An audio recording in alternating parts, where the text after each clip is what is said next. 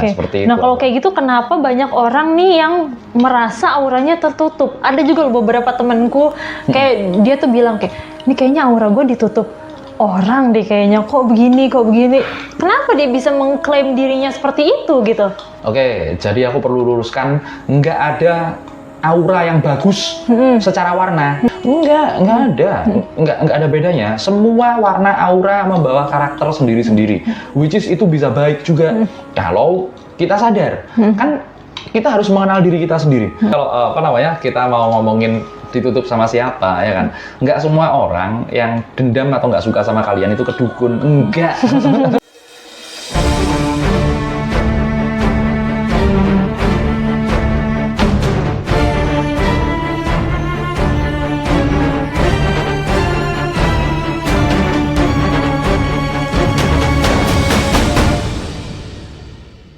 Ngapain bang?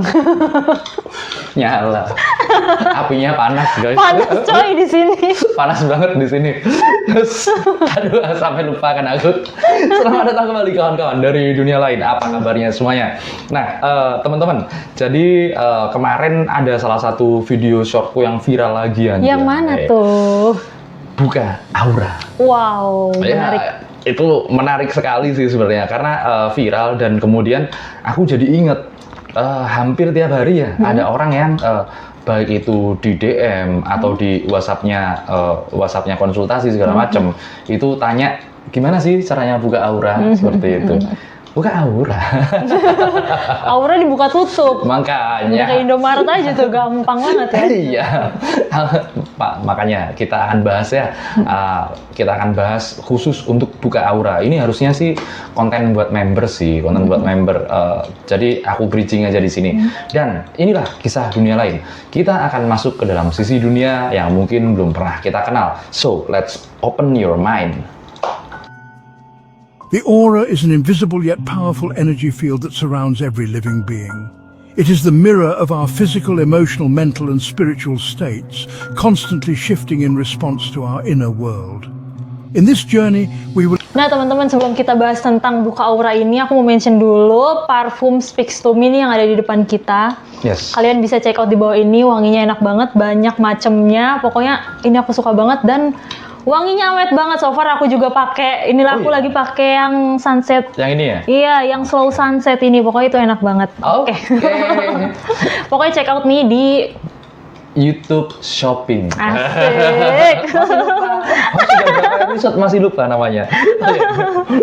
Oke, kita mulai nih ya tuh. Aku sampai lupa kan mau mulai dari mana kan. Nggak apa-apa. Nah, banyak banget di sosial media nih soal buka aura nih. Banyak yang bertanya-tanya, aku nggak tahu ya itu dukun atau apa. Banyak lah netizen yang nanya, auraku gimana, cara ngebukanya gimana, cara tahu ditutupnya gimana gitu kan. Loh emangnya aura nih segampang itu kan dibuka tutup kayak pintu Indomaret? Makanya kan aku bilang, yang ditanya-tanyain sosial media itu cuman kalau aku bilang konten-konten konten-konten musiman. Kayak cek kodam. Semuanya tiba-tiba jadi bisa cek kodam. Iya. Aku juga bisa sih kayaknya. Aku juga bisa, asalkan bacot terus aja. Ya kan? Tapi nggak seperti itu. Kalian cek kisah dunia lain. Jauh sebelum orang-orang cek kodam itu booming ya kan. Aku udah cek kodam duluan. Kalian lihat itu tahun 2019. Ya, aku cukup bangga karena aku visioner. Jadi gini. Aura itu sebenarnya 24 jam sih, nggak buka tutup sih. Bener juga. Ini lebih ke Indomaret atau Alfamart yang 24 jam. Jadi gini, pertama aura itu bukan sistem yang bisa dibuka tutup. Karena sebenarnya aura itu sendiri adalah sistem tubuh manusia. Manusia ini punya dua tubuh ya. Dua tubuh, yang pertama adalah tubuh fisik yang bisa kita pegang ini sehari-hari. Yang kedua namanya adalah tubuh eterik atau etheric body di tradisi barat. Dalam tradisi Jawa itu disebut permono. Jadi sebenarnya aura ini adalah bagian dari tubuh kita sendiri dan itu bisa dibuktikan. Bisa dibuktikan secara mata nyata. Aura ini bukan sesuatu yang nggak bisa dilihat. Kalau kalian mau, sebenarnya kalian bisa lihat. Ini bisa lihat sendiri. Bisa lihat sendiri. Karena ada yang namanya teknologi foto Kirlian yang bisa melihat aura kita dari foto ya. Nah, memang seperti itu, memang teknologi itu seperti itu. Ini bukan masalah bisa lihat gaib apa enggak, teman-teman.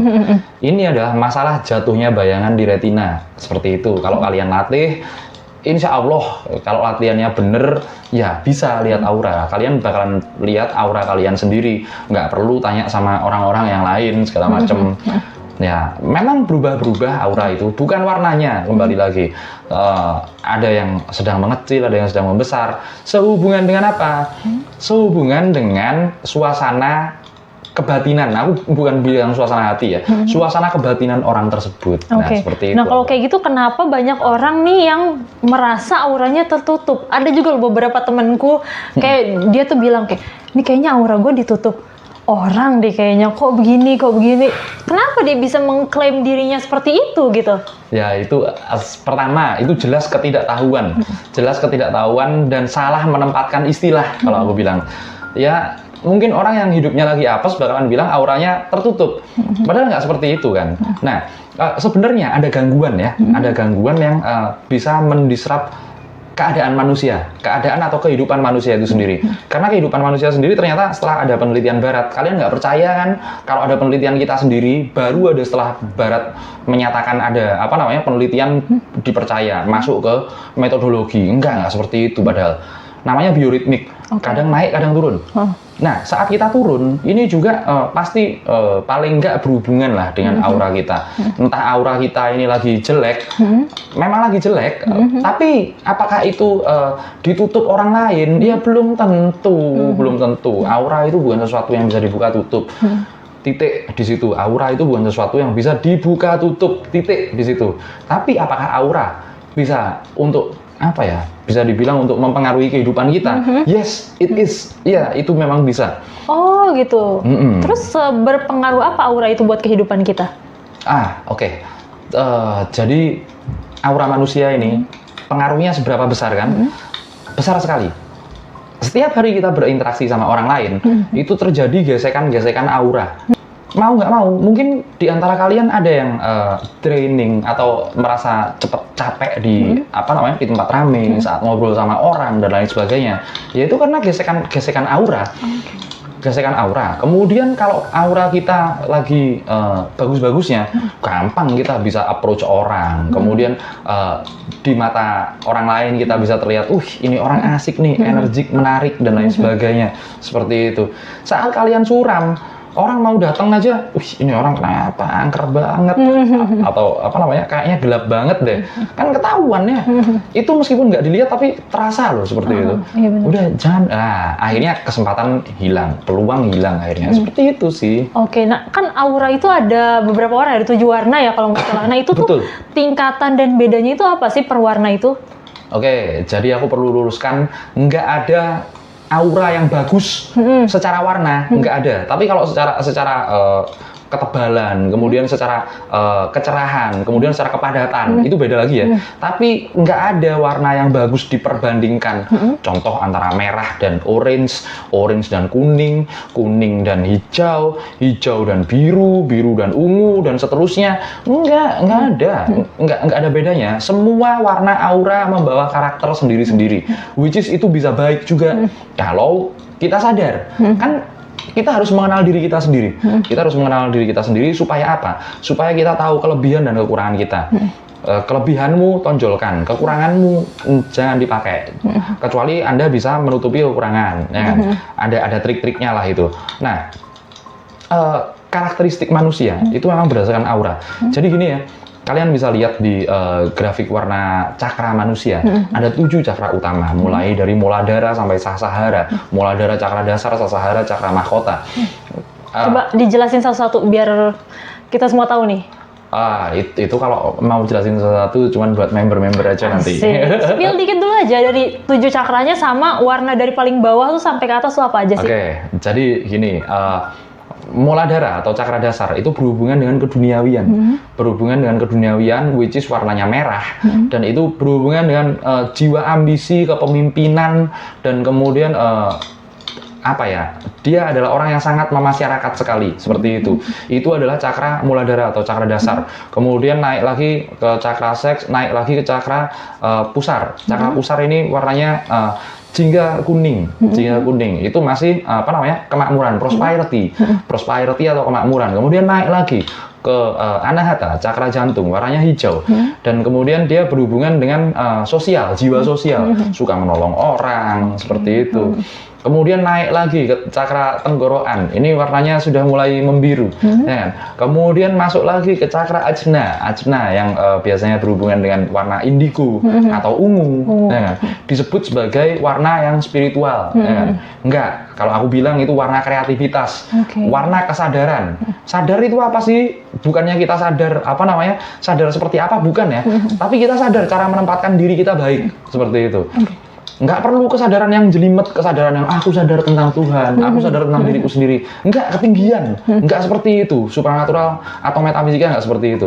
Kita sadar cara menempatkan diri. Oh, kalau aku di, contoh lah ya, kalau aku di kendaraan umum, di kereta, aku masuknya harus antri. Aku nggak boleh ganggu orang lain, seperti itu. Itu kreativitasnya dia dan kesadarannya dia sangat aktif sekali. Loh, berarti aku pernah dengar juga katanya si warna ungu ini apa tuh namanya, kayak berhubungan dengan orang-orang indigo yang bisa memiliki apa? Memiliki belgedes. Kalau kata Pak Mardiki, memiliki belgedes. Iya, katanya yang kalau yang ungu tuh berarti anak-anak indigo lah katanya gitu. Ternyata beda ya. Nah guys, kalau misalnya mau dibahas lebih dalam lagi, kalian join membership deh. Biar lebih mendalam, mendetail, dan makin tahu lagi nih. Yang jelas indigo itu ungu, ya kan? Kemudian apakah anak indigo itu punya keistimewaan? Belum tentu. Udah aku bilang gitu aja. Oke, masuk lagi. Kalau ke ciri-ciri orang yang mengalami gangguan aura itu seperti apa? Ciri-ciri orang yang mengalami gangguan aura. Gangguan pada auranya. Oke, aku jelasin dulu gangguan pada aura itu 3 hal ya. Yang pertama, aura menipis. Menipis itu warna aura kita nanti seperti kabut. Kok bisa kayak gitu ya? Bisa seperti itu. Apa namanya, warna yang menipis seperti kabut itu menandakan kebimbangan, kegalauan, atau pikiran-pikiran yang mengganggu. Ini pikirannya biasanya sepele kok, tapi itu sangat mengganggu sekali. Kemudian yang kedua, meredup. Meredup itu ketebalannya nggak transparan, tapi mengecil. Mengecil. Itu sehubungan dengan percaya diri, sehubungan dengan kepercayaan kepada diri. Kepercayaan diri itu bukan tentang tampil di depan orang, bukan ya. Tapi besok makan apa gitu. Dengan pertanyaan seperti itu kita udah nggak percaya diri dan otomatis nggak percaya Tuhan. Rezeki kan dijamin sama Tuhan. Itu. Kemudian ada satu lagi, berubah warna menjadi keabu-abuan. Itu gimana? Itu masalah kesehatan. Seperti yang aku sebutkan, gangguan-gangguan itu tadi, kemudian akan membawa kehidupan sosial kita jadi terhambat. Manusia pada basicnya, pada dasarnya adalah makhluk sosial yang harus berinteraksi satu sama lain. Makanya Kanjeng Nabi bersabda, jalin silaturahmi. Di Al-Quran juga ada saling mengenal, berbangsa-bangsa dan segala macam. Ya emang manusia ini makhluk sosial ya. Akhirnya yang terjadi adalah saat aura kita terganggu, kita mudah capek. Kemudian dilihat orang nggak enak aja udah dilihat orang. Ada kan orang yang apa namanya nggak terlalu ganteng, nggak terlalu cantik, tapi enak. Dilihat itu enak. That's a beautiful. Itulah indah, bukan handsome, bukan pretty, tapi beautiful, indah gitu. Nah, kemudian yang terakhir ini, kalau kita bangun pagi, biasanya kita udah cukup istirahat segala macam, tapi bangun rasanya badan tetap capek aja. Nah, itu juga merupakan salah satu indikasi gangguan aura. Gangguan aura. Ya, seperti itu. Sebenarnya faktornya itu apa sih yang bisa ada? Kan tadi ciri-cirinya nih, ciri-ciri gangguan pada aura. Terus kan berarti ada faktornya dong, internal kah atau eksternal? Karena kebanyakan nih teman-temanku yang sharing segala macam, mereka tuh kayak percayanya itu, ini kayaknya gue ditutup deh. Ternyata tadi nggak bisa dibuka tutup kan, ternyata memang gangguan itu. Nah, apakah itu sebenarnya dari diri sendiri Atau memang bisa dari orang lain sih kalau gangguan aura itu? Disantet kali. Orang ngomongnya kayak gitu ya. Aura gue tertutup nih, aduh kayaknya nih ditutup sama siapa nih? Tutup sama siapa? Jadi kalau kita mau ngomongin ditutup sama siapa, ya kan? Nggak semua orang yang dendam atau nggak suka sama kalian itu kedukun, enggak. Nggak mungkin kan seperti itu. Memang ada gangguan-gangguan dari luar itu memang ada. Tapi sebenarnya aura itu adalah cerminan dari diri kita sendiri. Berarti gangguannya yang paling banyak bersifat internal. Bersifat internal. Dari diri sendiri berarti? Ya, dari diri sendiri. Kita harus berkaca dari diri kita sendiri. Karena kita kalau terjebak dalam situasi kerusakan aura itu ya, itu kalau kita nggak segera breakthrough, nggak segera melepaskan diri dari itu bisa berkepanjangan. Nah, jadi sangat jarang sekali faktor luar berpengaruh pada aura manusia. Faktor internal itu banyak sekali ya faktornya ya. Makanya jangan suka nuduh sembarangan orang seperti yang tadi aku bilang. Pengaruhnya yang mendasar ini dari kebiasaan kita sendiri sih, dari cerminan diri kita sendiri kan lagi-lagi. Kita perlu kontemplasi ke dalam diri kita, jauh lebih dalam, masuk ke dalam diri kita. Makanan berpengaruh ya? Sangat berpengaruh, karena apa yang kita konsumsi akan menjadi cerminan kembali lagi kepada diri kita. Nah, kemudian faktor internal lagi, jangan ngeyel kalau dikasih tahu orang. Gimana tuh ngeyel, gimana tuh? Nah, kalau kita udah ngeyel, seumpama aku punya temen ya, yang males segala macem, terus habis itu suka ngeluh, apalagi suka ngeluh sama aku, bilang, ya udahlah, kamu jalani hidup lah, coba pakai cara gini seperti itu. Terus dia bilang, enggak, kan udah dicoba kemarin gitu. Enggak, kalaupun itu sudah dicoba, diem. Rubah kebiasaan itu, rubah kebiasaan verbal kalian menjadi tindakan action. Dan itu ada penelitiannya, teman-teman. Penelitiannya namanya The Magic Number of 21. Sebuah keadaan, kondisi di mana kebiasaan manusia akan berubah dengan drastis dan permanen saat kita melakukan kebiasaan itu selama 21 hari. Seperti itu. Jadi itu gangguan dari dalam diri ya. Aku nggak menampik ada gangguan dari faktor luar sebenarnya. Faktor luar itu ya gampangnya kalau disumpahin orang lah. Kalau disumpahin orang bete kan, orang pasti sama kita, ya itu berpengaruh kita. Berarti banyak banget nih soal aura ya kan. Berarti tadi tuh kayak pertama, aura itu nggak bisa segampang itu dibuka tutup. Yang ada adalah gangguan pada aura. Dan gangguan itu pun ternyata kita nggak bisa sembarang nuduh orang, wah ini gue ditutup nih auranya sama mantan nih atau segala macam. Padahal itu dari diri sendiri. Cara mengatasinya itu bisa dimulai dari diri sendiri juga, yaitu mulai dari mengubah kebiasaan sehari-hari, terus mengubah pola makan gitu, sama membersihkan diri lah ya, bersih. Secara spiritual itu mungkin bisa membantu lah ya. Pasti bisa membantu. Nah, aku sendiri punya banyak tips sebenarnya. Punya banyak ilmu. Tapi cuma buat member, cuma buat member kita dunia lain. Karena nanti aku kalau spill di sini dan orang ngelihat terus habis itu nggak nonton atau nggak bertanggung jawab atas ilmunya ini, aku yang zolim sama ilmu, aku sebar segala macam. Contoh metode-metode grounding, metode-metode grounding. Kan kita taunya grounding itu di tanah ya. Terus kemudian bisa ngomong sama pohon juga tuh. Bisa ngomong sama pohon, sama hewan, ya grounding lah. Bisa. Robi Purba udah bisa ngobrol sama hewan. Teman-teman di sini komen deh, kalian pernah melakukan grounding itu atau enggak, atau bahkan ada dari kalian yang baru tahu. Nanti kita mungkin bisa kita bahas lebih dalam lagi ya soal grounding itu. Bisa dibahas. Kemudian aku mau bahas jauh lebih dalam dengan cara-cara mudra. Ini ya, kalian dikasih tangan sama Tuhan. Ini ujung-ujung jari ini punya koneksi listrik tertentu, sama seperti halnya otak kalian. Ada yang namanya neuron yang menghubungkan antara sel-sel otak. Nah, saat kita melakukan gerakan-gerakan tertentu, ini namanya mudra ya, jenana mudra. Terus itu apa? Ini jenana mudra. Kemudian ada yang namanya namaskara mudra. Ini ada maksud dan tujuannya. Ada caranya supaya benar. Kemudian bermacam-macam lah, posisi lotus dan lain sebagainya. Udah cukup kali ya? Atau kalian boleh komen-komen di bawah nih, atau mau dibacain auranya? Aduh, baca aura lagi. Atau mau dilihat auranya? Tadi bisa ngelihat aura sendiri ya? Caranya gimana? Yang paling gampang aja. Ya, tips saja, gampang lah. ngelihat Terakhir nih, aura. terakhir sebelum closing. Oke, terakhir kalau kalian mau berlatih lihat aura, berlatih di cahaya netral, cahaya putih. Kenapa aku bilang cahaya netral itu putih ya kan? Karena putih itu adalah kumpulan dari berbagai macam warna spektrum cahaya, ya kan? Oke. Nah, jangan terang-terang, redup aja. Kayak gini nih lah contohnya redup. Terus habis itu tempelkan tangan kalian di tembok lah ya. Tempelkan tangan kalian di tembok. Lihat sela-sela jari. Lihat sela-sela jari kalian. Nanti di awal mulanya kalian lihat sela-sela jari tangan kalian di tembok, kalian akan melihat seperti kabut atau seperti asap atau seperti bayangan. Warnanya putih. Oh iya, kok putih? Itu namanya etrik awal. Oke, itu Namanya etrik awal. Kan aku bilang tadi, cahaya putih adalah kumpulan dari berbagai macam spektrum cahaya. Ya kan? Coba kalau kalian sudah berhasil melakukannya, komen di bawah. Komen. Ya kan? Komen dulu. Udah ya, selesai itu ya. Tambah intensitas cahaya. Hilang nggak itu? Udah, selesai. Kalian berkaca.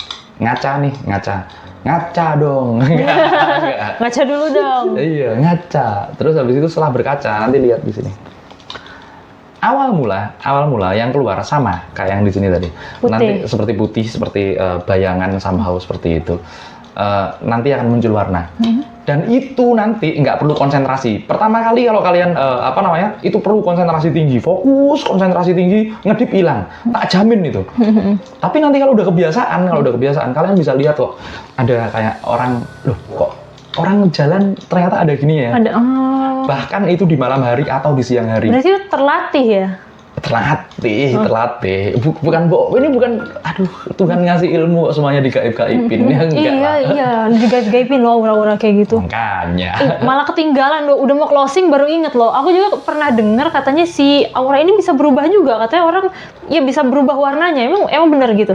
Oke, untuk aura berubah warna, nggak bisa. Oh, nggak bisa. Aura utama yang membawa karakter manusia nggak akan berubah. Oh, nggak bisa. Berarti intinya nggak bisa. Tapi warna sampingannya, warna primer dan warna sekunder. Maksudku warna sekundernya ya. Warna primer nggak akan berubah, warna sekundernya bakalan bisa berubah.